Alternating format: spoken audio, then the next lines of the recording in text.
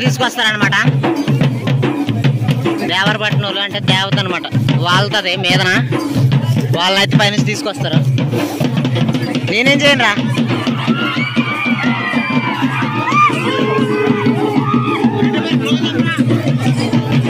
అరే ఏంట్రా,